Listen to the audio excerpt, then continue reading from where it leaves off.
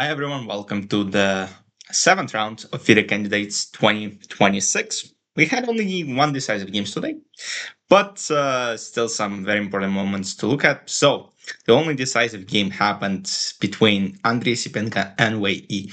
Wei Yi beat Andrey on the tie breaks in the World Cup last year. So Andrey is kind of trying to take revenge. But both of them don't have a very good tournament so far, but let's see what happens. So e4, e5, and we have the Petroff Defence once again.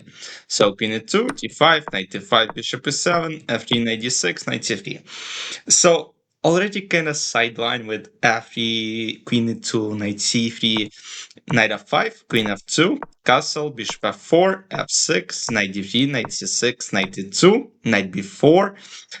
So Wei is like, okay, I mean, I'm gonna trade few pieces of the board, takes, c3, bishop d6, and bishop d2. Bishop d2, I don't know. Andrei is basically saying, I'm gonna fight you. He could have just gone for castle, because I don't think why. I mean, there are any complications with that. Like, just on castle, just like do something. He goes bishop d2, and then he goes king d1. Like, two super weird looking moves, if you think of that. Like, how you can play king d1 here? Of course, you don't want to play castle right now, because now suddenly after queen a4, you cannot go king b1 because this is under attack. And let's say if you play a3 now, this comes. So of course, you don't want to castle right now, but it's like, okay, king d1, super weird, king c1, and now b5. And Wei is like, man, you spent so much time doing this thing, and basically you're playing down a rook because rook on a1 is undeveloped. I mean, this one is potentially gonna come out, but still, knight f4, c5, bishop d3 takes, bishop c2, queen a6 takes, and now bishop d7. So basically playing down a rook. This rook comes in, this rook comes in, rook c4, rook c8, all over. So, and just the 9 moves, the game is going to be over. So, rook c8, bishop d3, rook c4. Computer thinks it's a mistake, but in my opinion, brilliant rook sacrifice. Knight e2, knight e7, g4, rook c8. Okay, let me scroll to rook c8 moment.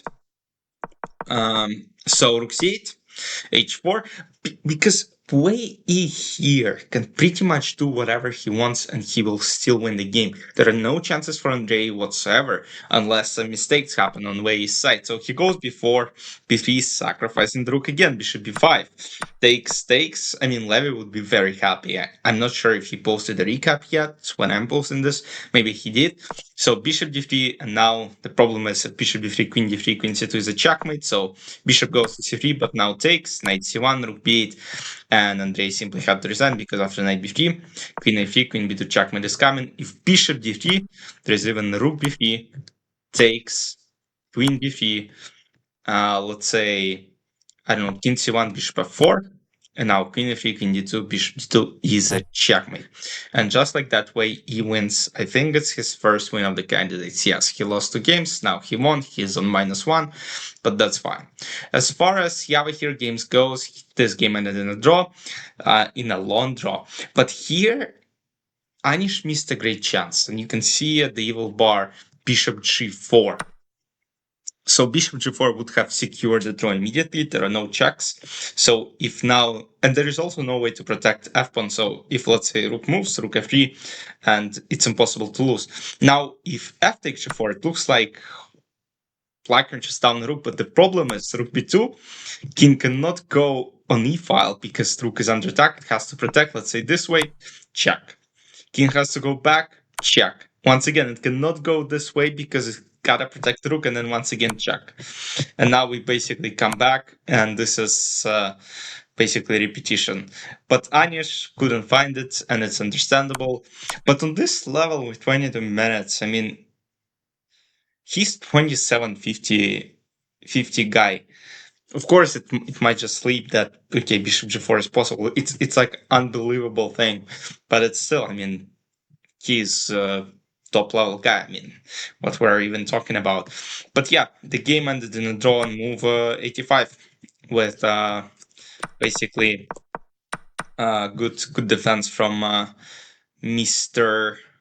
Anish.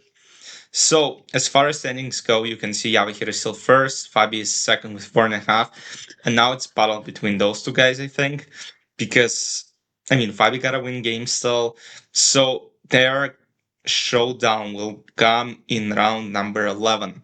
So if until then Fabi doesn't win a single game, it's going to be extremely tough. But it's also like you gotta hope that Javokhir loses some games. But with the way he's playing, I mean, he's playing Andrey Esipenko with black in the next round. He's playing Matthias Blubom with black in the next round. So in the rounds after that. So it's a good thing. Then Prague with white, Fabio with black, Hikaru with white, Anish with black, Wei Yi with white. So it's quite possible that he doesn't experience any problems, but you never know. I mean, let's say prep for someone of the guys of his opponents come in hand, come pretty well. I mean, you never know. He might actually lose some games, but so far he's playing fast. He's playing with a lot of confidence. So it's great to see. But let's see how it continues. So hope you enjoyed. I'll see you tomorrow maybe. But we don't have a round tomorrow, so I'll see what I can do. Enjoy. Bye bye.